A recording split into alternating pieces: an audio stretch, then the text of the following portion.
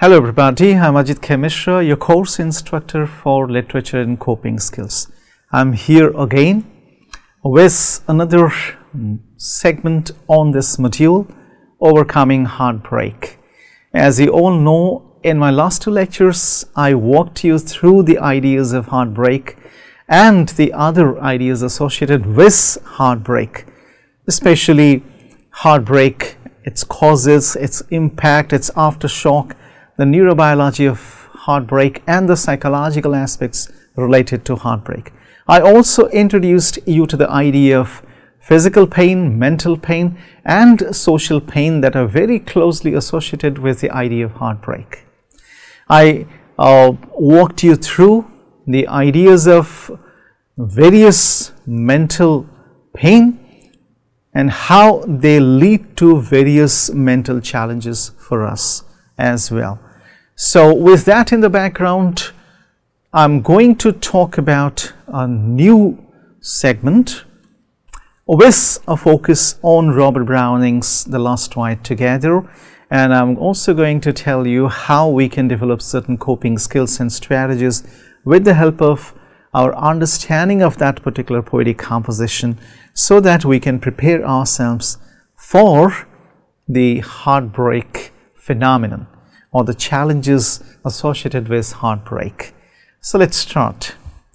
As you all know, we have already taken care of the first two segments, love, heartbreak and healing. We now move to the third segment, that is Robert Browning's The Last Ride Together. And thereafter, in the last lecture of this module, I'll be focusing on Derek Walcott's The Fist. But in this lecture, I'm going to focus on Robert Browning's The Last Ride Together and the kind of heartbreak the speaker of this poem struggles with it, and the kind of coping skills the speaker is finally able to develop, with the help of which the speaker is able to overcome the challenges posed by heartbreak. So let's take a look at each of those things. I'll walk you again through the ideas of love in our life, or the importance of love in our existence or in our lives. And in order to understand that better, we need to understand the connection between love and the brain. So we need to understand the role of love in our lives from our neurological or neurobiological perspective. So when somebody is in love, the person experiences a variety of things that in fact uplift the spirit of the person. So the person experiences an unimaginable high. So the high can be so much that a person can walk for the whole night, talk for the whole night, can move mountains and do a variety of things. So that's the kind of energy a person in fact gains when somebody is in love. Why does this happen and how does this happen are some of the questions that we need to understand before we can understand the importance of love in our lives. So we can start with a very famous saying by Lana Del Rey, a famous American singer and songwriter, who has very rightly said that they say that the world was built for two, only worth living if somebody is loving you. So love is important. If you are not loved, you don't feel like living. Your life is worthless. And you do not find your life livable. And that's the reason why most people think love is very, very important to our existence. It's an unavoidable, it's an unimaginable aspect of our existence. That means we cannot imagine our lives without love. So if there is no love in this life, it's not worth living. So why is it so? Because love is our survival mechanism, it's our survival system, which reinforces our behaviors that allow our species to survive. So love is our survival mechanism. Everything that we do for the sake of love, because we love our existence. We like to protect it because we want to survive. So love in itself is an entire survival system, it's an entire survival mechanism, which in fact leads or takes us towards certain behaviors that help us protect ourselves, preserve our species, and thus survive.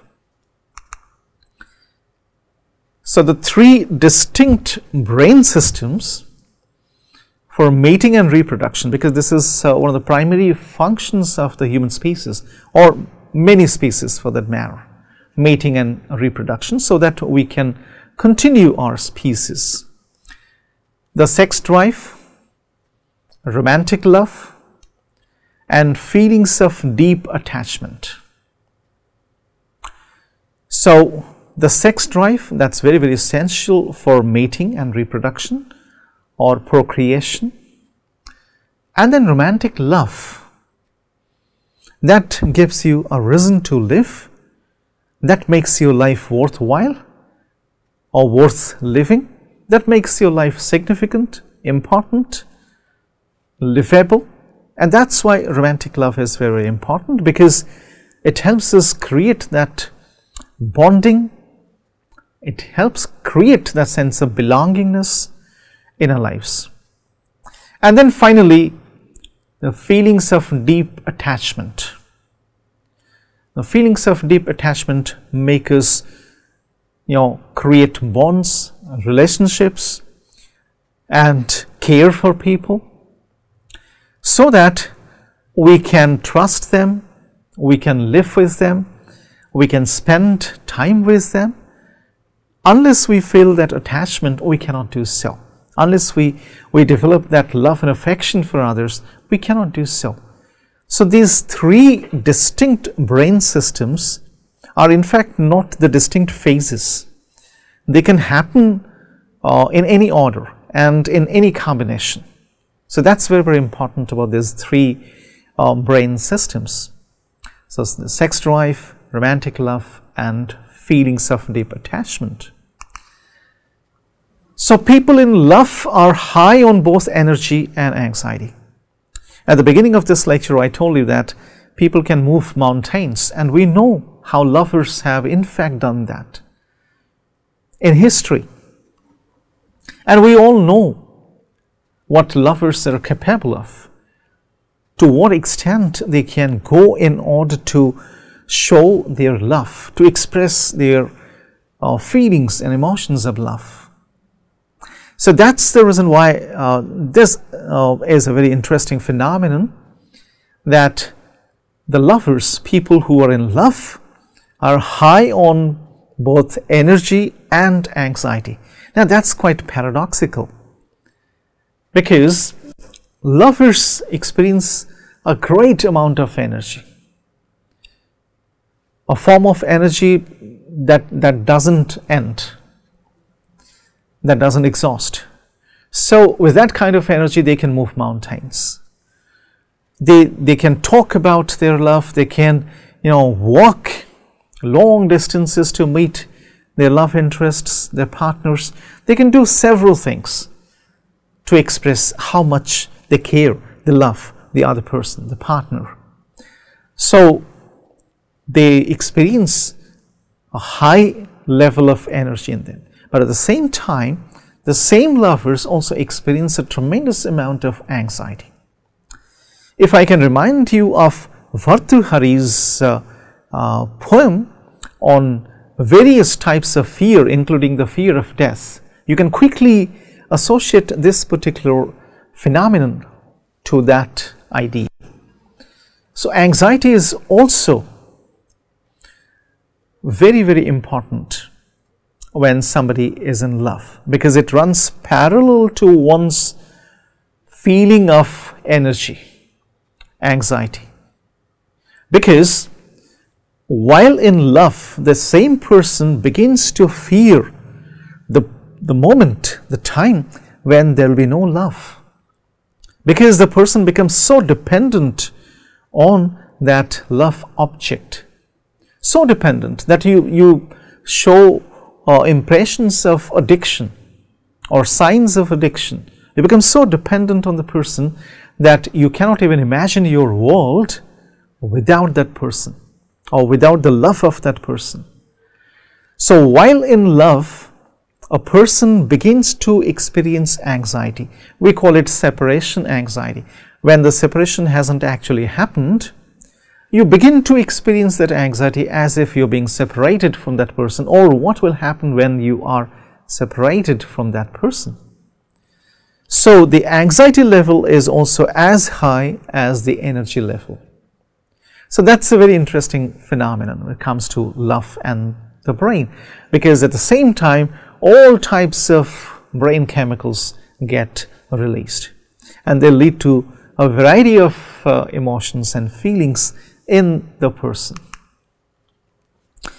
So the ventral tegmental area, the VTA, releases dopamine. It's a chemical messenger in the brain that gives us energy, focus, motivation, and craving. So because of dopamine, we experience these things. We experience energy, focus, because the mind is focused on the love interest, the partner only. The mind sees nothing else except or beyond the partner. So the mind is stuck, it's focused on the partner only. Our research has established that 85% of the times lovers generally think about their partners. So that's a huge amount of focus on the partners, the love interests. And then motivation, you're always in a state of motivation. As I told you, we can move mountains when you're in love. When you're not in love, you cannot do anything. So because you experience that energy, you have that energy, you have that motivation, and then craving. So it ultimately turns out into craving. You begin to crave for that. So a moment's absence of the partner will create some kind of anxiety in you, as if you have lost the partner forever. The separation anxiety will be so strong that people will not be able to manage or regulate it. So that will lead to some kind of craving, because it turns into an addiction, over-dependence. So the same kind of experiences that the addicts experience is also experienced by people in romantic love. So that's another major aspect of it. So the experience of romantic love is led by three major neuromodulators: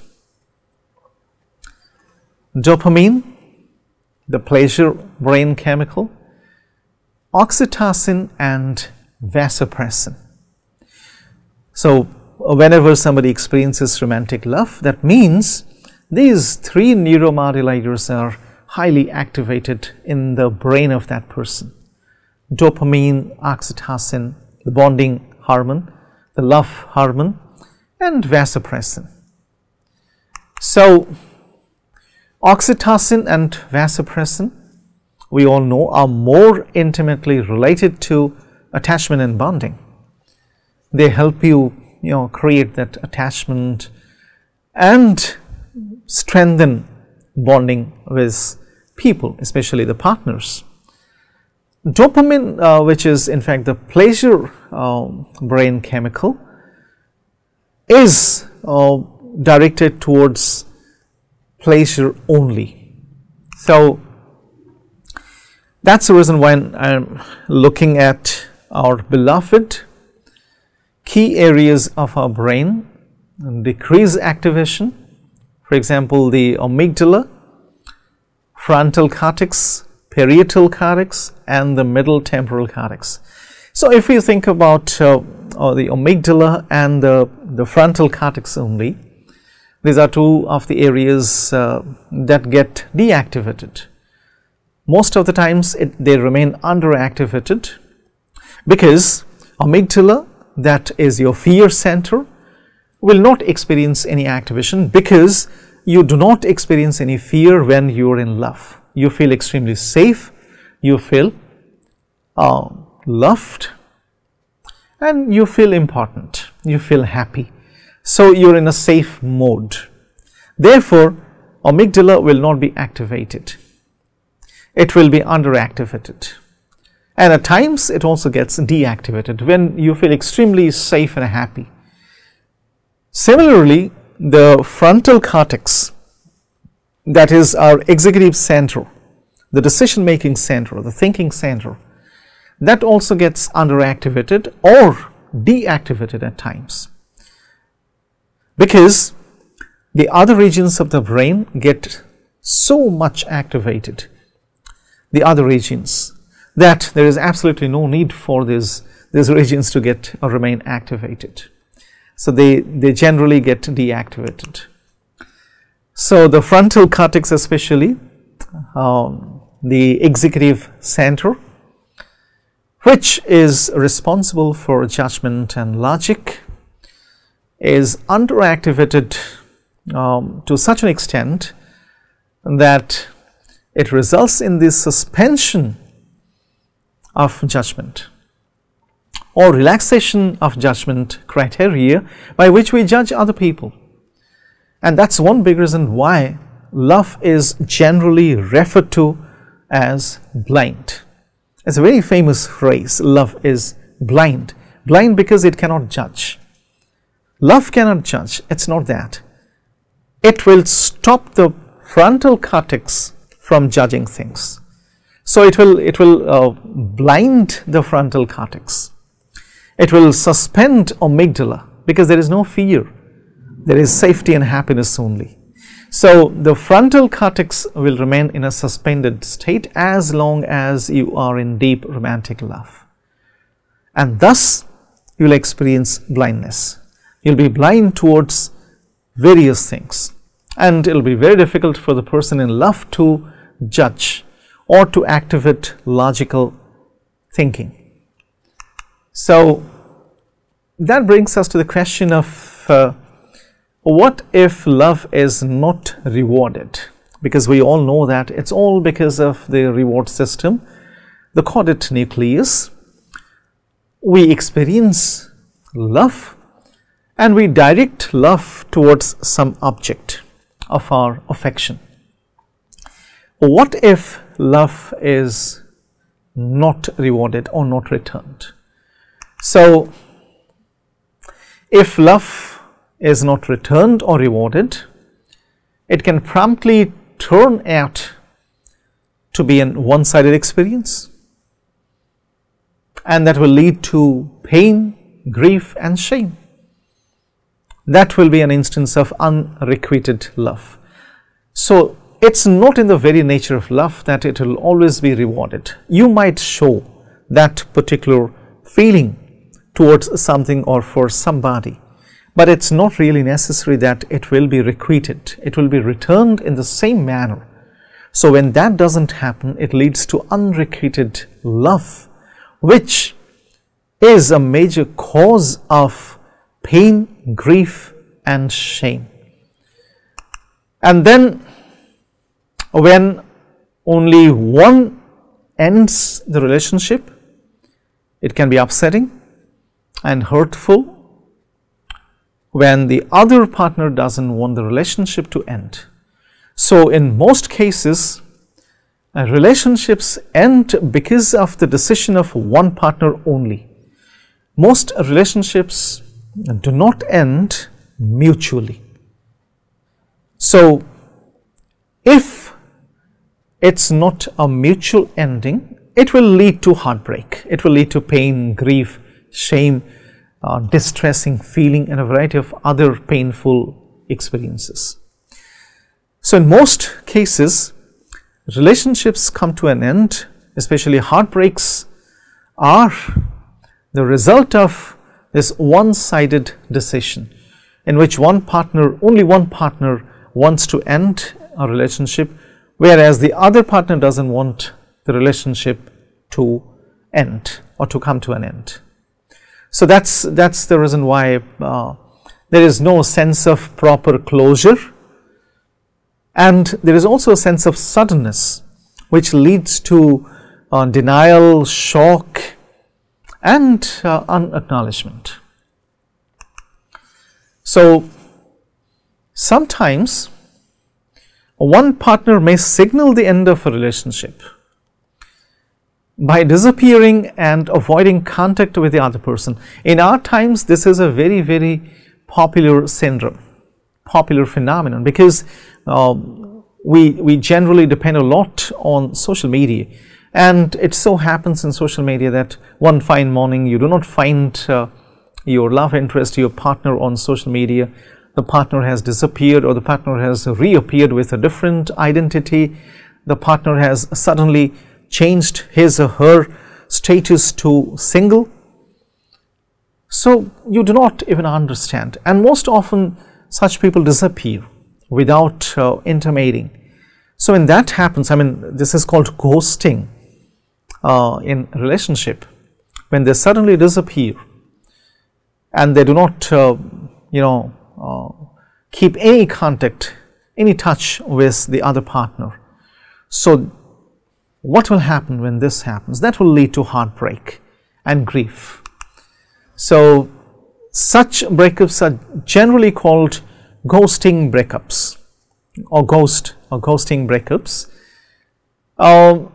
They are generally traumatic and stressful, because they leave the relationship status uncertain first, and then they do not allow the other partner, the sufferer, to have a proper closure.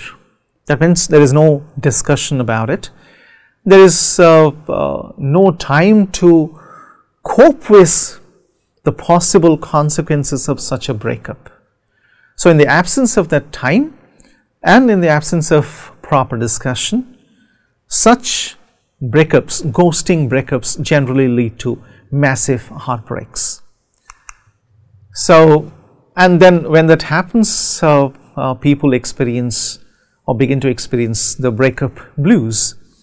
So the breakup blues promptly pushes them into these states, a state of emotional distress. That means you don't exactly know what to do about it. You're always in a state of distress, despair, grief, lamentation, bereavement. That will also result in touch starvation. I have discussed touch starvation in detail. Just to give you a quick recap of what touch starvation is all about. This is a natural desire of the body, the skin hunger, which makes us long for external touch from external stimuli, so that we can feel assured, we can feel we exist, and will feel very, very safe.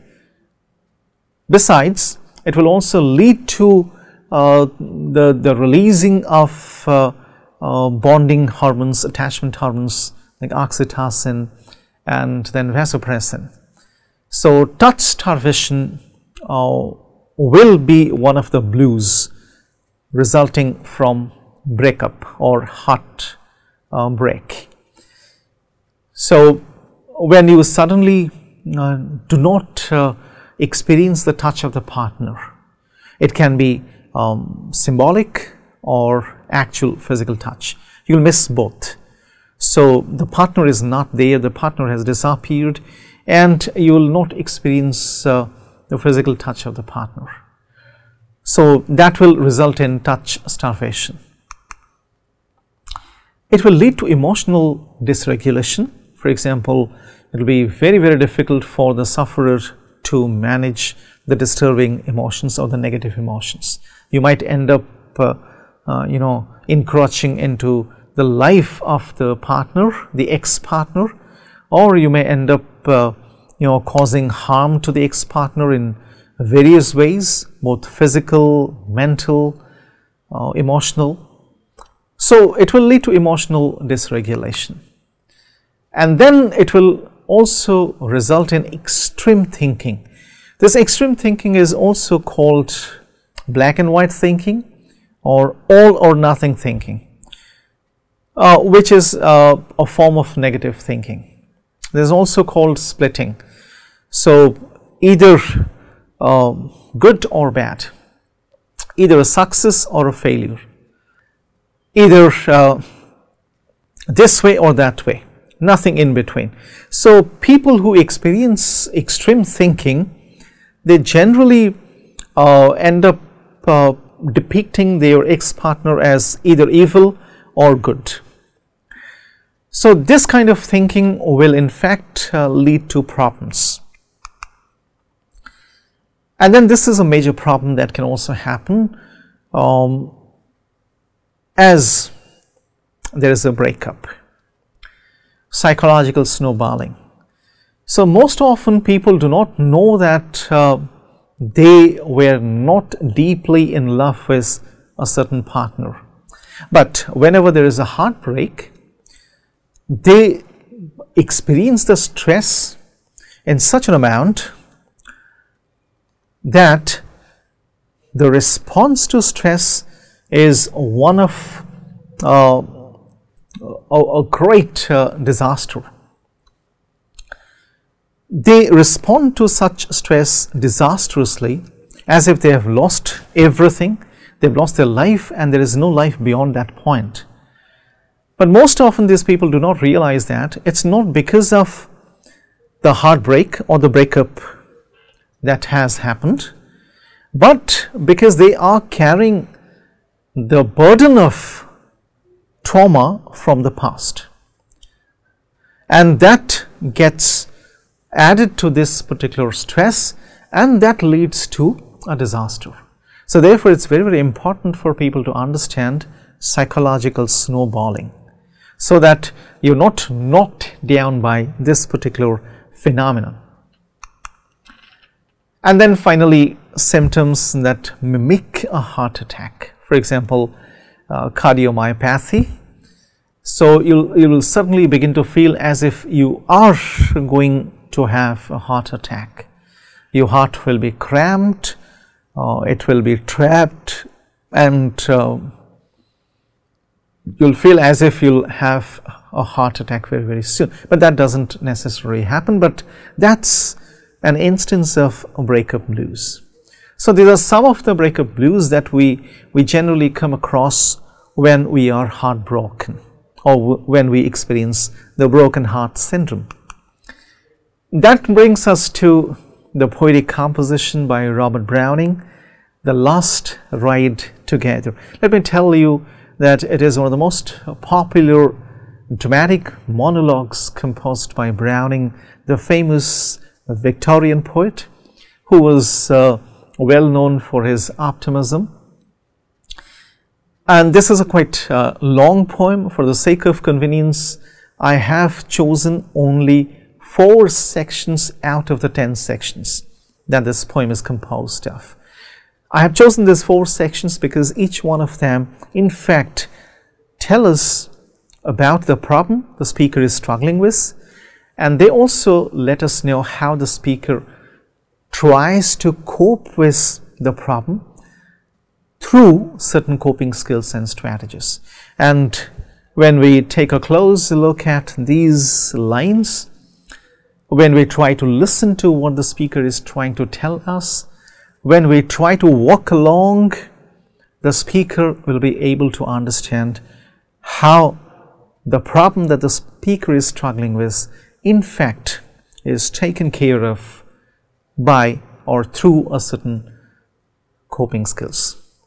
So The Last Ride Together is about a recently separated couple in which the lover, the male partner, thinks that he was betrayed by the female partner and he was not given enough chance to plead his case, enough chance to protect his relationship, to give his relationship another chance. Therefore, the male partner is extremely pained as he is suffering the pangs of the heartbreak. But then something happens here which tells us how well the male partner is able to cope with the challenges of heartbreak. So when we take a look at it, we'll find that the partner is experiencing the same kind of longing, which is very deep, the same kind of longing that the middle part of the brain, the caudate nucleus, experiences when the love interest is also gone. That means the reward system is still very, very activated. The reward system has not realized that a breakup has happened, as a result of which there will be no more rewards coming from that particular source. But the reward system of the male partner is still in an activated state. It's waiting for those rewards to come. And that's the reason why the male partner still hopes as if everything will return to normalcy, still thinks that everything will be resolved and he'll again be united with his partner. But that may not happen because the male partner is struggling with both the ends. It may not, and as a result of which the male partner finally comes to the realization that it may not happen. It may be that he has lost his partner forever. But then, as that reward system is still very, very active, it makes the male partner plead for something, and the male partner pleads his female partner for something. And what is that something? For one last ride together. So then this is how the male partner pleads the female partner, and he has accepted the reality. He has come to terms with the reality. So he is not engaging any negative reappraisals, and that's very surprising. So what kind of coping skill is he exactly engaging in? We'll get to know that after a while. I'll be discussing that in detail. So there is no negative reappraisals. He is very, very happy. He is extremely thankful to his mistress, to his lady love, for being extremely kind and blessing him with wonderful moments to cherish all his life. So therefore he is requesting the beloved for something. And what is that something? The something is one last ride together, so that he can preserve that memory forever, and he'll not make any claims to anything that he and his partner shared together. So without laying any claim to anything, he'll just preserve these memories in his mind. The last ride will give him that particular closure,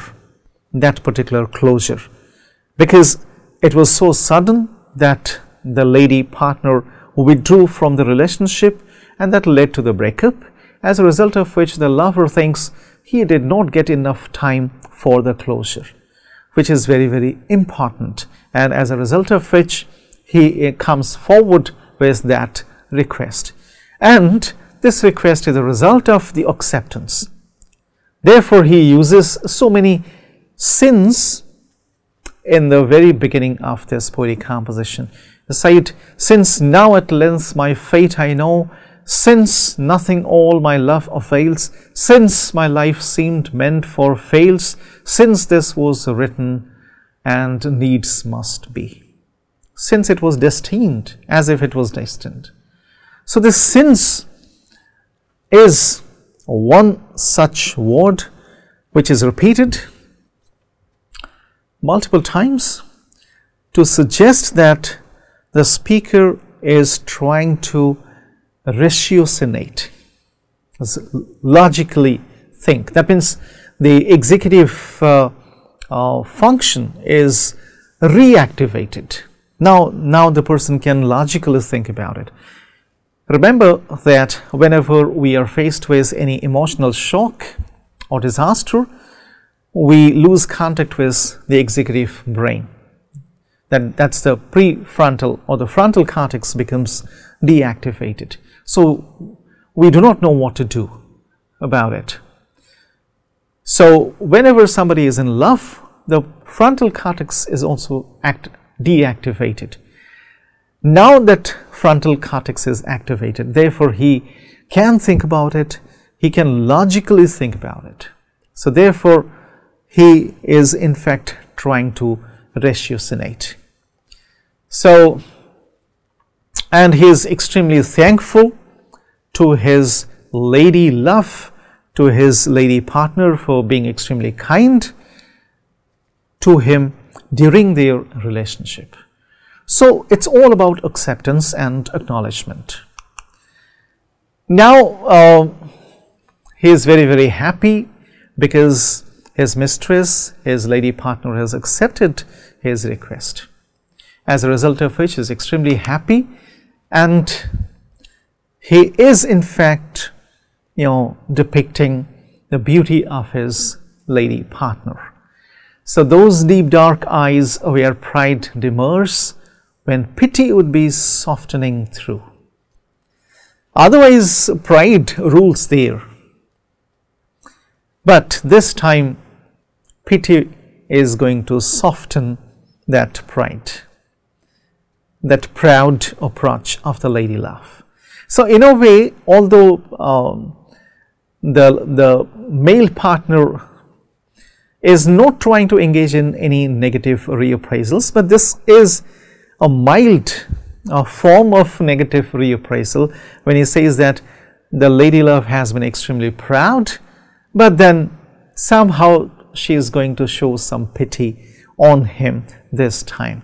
And then when this happens, the blood replenished me again. And we all know that whenever we experience these emotions of love and safety, trust, bonding, attachment, so several parts of the brain get lighted up, and the blood flows vehemently into the brain. So he can experience that the blood replenished me again. That means the blood flew in a manner so as to make me energetic again. If you remember, I talked about how people in romantic love experience a great amount of energy. So he is experiencing that energy yet again. And then one day more I am deified. So he is not treating his life as worthless, he is treating it as worthwhile. So that's the response. And then the writing finally happens. And when it happens, my soul smoothed itself out, a long cramped scroll freshening and fluttering in the wind. Now this is a classic example of this stress cardiomyopathy. If you remember, I talked about Takotsubo cardiomyopathy, the Japanese word for octopus trap. And that octopus trap resembles the left ventricle of the heart when somebody experiences heartbreak. So the shape of the left ventricle of the heart changes when somebody experiences heartbreak. And this speaker was also experiencing similar symptoms. Now suddenly he says that my soul smoothed itself out. So the shrunken state of the heart is over now. Now it can return to its original shape, freshening and fluttering in the wind. Because now he doesn't experience the pangs of his heartbreak anymore, any further. So past hopes already lay behind. He's not worried about the past anymore. And then, might she have loved me just as well she might have hated? Who can tell? While talking about the snowballing effect, I told you that there are several occasions when people do not exactly realize that they're not that much in love with a partner. They think they are very much in love with that partner because they don't exactly know whether the partner loves them as much or not.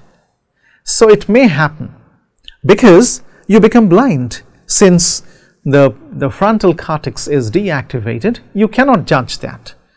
So he says that now I'm not judging it. I do not want to judge. Although I can judge now, I do not want to judge.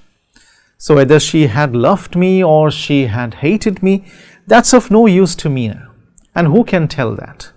I'm not in for any judgment now. So therefore he's free from those feelings now. And then he shows his appreciation for the lady partner by calling her life's flowers. And then finally he comes to this particular thing, I and she ride together, forever ride, with a big question mark. So is this going to be the eternal ride? Is this going to be a never-ending ride? If that happens, then there'll be nothing else required in my life. So there is a wistfulness, there is longing. Now we can know that that person is actually experiencing the pangs of heartbreak, as there is a deep longing which is expressed in these lines. So that way we came across the problem that the speaker is struggling with. The problem is that of the sudden breakup, for which the speaker, the male partner, was not at all prepared. It was the female partner who left the male partner suddenly without giving him any time for a proper closure, and that's the reason why he is in a state of disarray, but he doesn't know what to do about it. Somehow he recovers from that initial shock and denial and then tries to reframe things. And during the reframing thing, he thinks that it was not a bad experience for him to fall in love with that lady, although it has ended abruptly. So this reframing helps the speaker come to terms with his initial shock and denial, and then structure his emotional approaches well.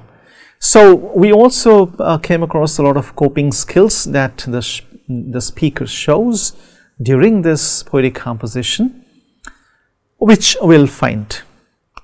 So let's take a look at these coping skills.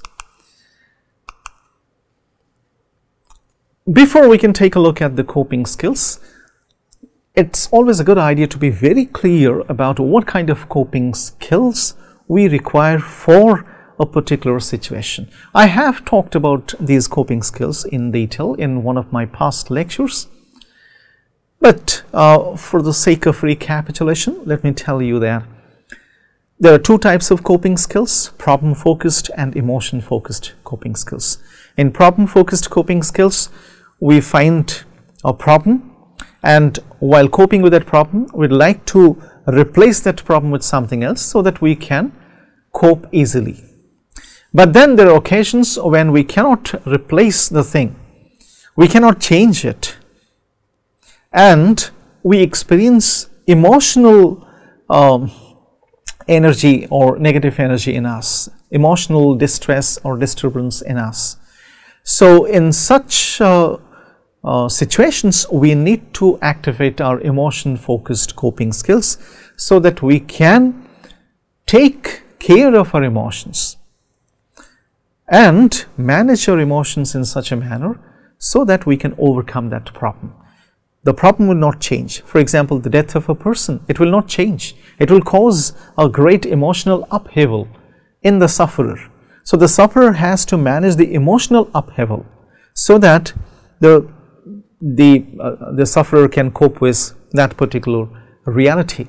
So that's exactly what happens here, and the speaker here knows that the breakup cannot be undone. Therefore, one has to manage one's emotions. That's exactly what the speaker does here. So the type of coping strategy or coping mechanism that is involved in this particular experience is the emotion focused coping strategy. The first and one of the most important coping skills that the speaker in this poetic composition shows is acknowledgement. There is no better coping skill than acknowledgement, although it's not an easy coping skill, because the initial response to any emotional distress or disturbance is one of shock and denial. But then beyond that particular response, one can always acknowledge and try to come to terms with the reality. And once that happens, you begin to acknowledge. So the speaker in this poetic composition in fact acknowledges that they have broken up and there is no hope for them to be together again in life. So he acknowledges that it's gone forever. I have lost my lady partner. And then the speaker also shows belief in slow healing. Now that's a wonderful coping skill. Slow healing, that is time supported slow healing. At times we think as if the healing will happen in a day or two, in 24 hours or 48 hours. That will not happen. Slow healing is very, very important, because it will allow you the much needed time to switch from the feeling mode to the logic mode. Because every time we are faced with an emotional disturbance or distress, we promptly enter the feeling mode, because that particular mode is activated. So amygdala is overactivated and frontal cortex is underactivated or deactivated. So therefore, we cannot expect to be in the logic mode. We cannot ratiocinate. We cannot give reason to the things. The first thing is to accept that I am experiencing a certain kind of feeling. Yes, I am afraid. I am depressed. I am experiencing anxiety. I am experiencing heartbreak. So it all begins with that acceptance. When that begins with acceptance, that will gradually take you from the feeling mode to the logic mode, because acceptance is an acknowledgement of reality, recognition of reality.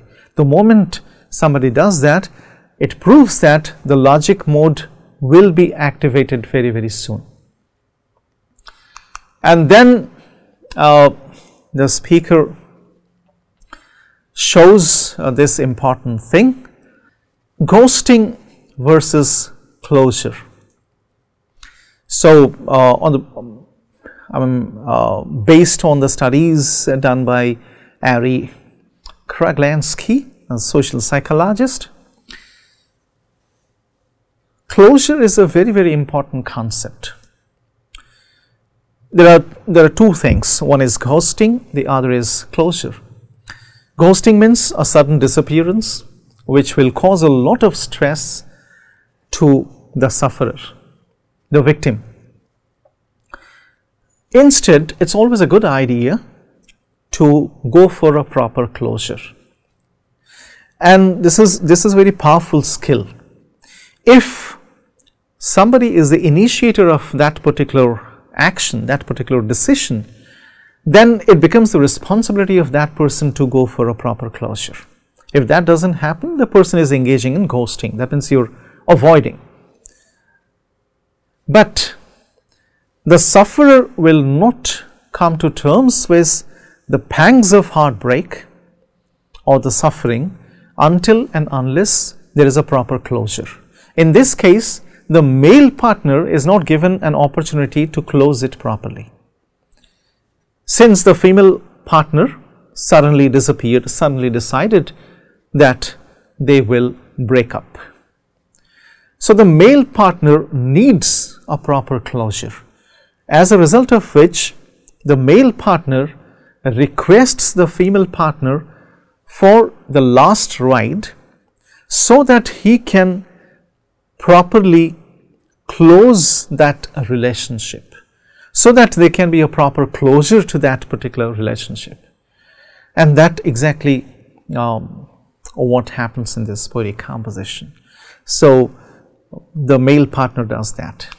And then we come to positive reappraisal. Unlike negative reappraisal, in which you engage in preparing a list of the annoying habits or behavioral patterns of your ex-partner, you engage, you depend on a positive reappraisal of your ex-partner. So this is very, very powerful when it comes to meaning-based and memory-based coping. In meaning-based and memory-based coping, we always need positive reappraisal, which the speaker in this poetic composition does.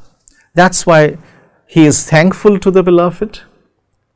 Although he shows certain signs of negative reappraisal when he is talking about the proud attitude or approach of the beloved, but at the same time he also says that she is also capable of pity, kindness. So in a way that is nullified, but most often the male partner throughout the entire poetic composition engages in a positive reappraisal. So he is actually trying out a meaning-based and memory-based coping. So he is bringing back the positive memories of his relationship days instead of bringing back the negative memories. So those positive memories, instead of trapping him in the heartbreak, in fact help him release himself from the heartbreak, because he has decided to preserve those memories as something that will help him overcome his withdrawal symptom whenever he is in a disturbed state. And then this is something that I call verbal journaling. Journaling is a very powerful tool with the help of which we can cope with several of our emotional challenges or psychological challenges.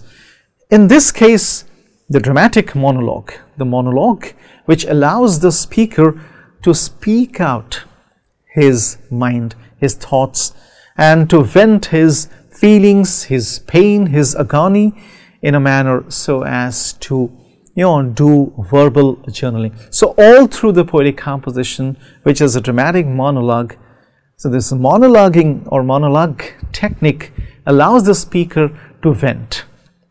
So which leads to something that we call talk therapy.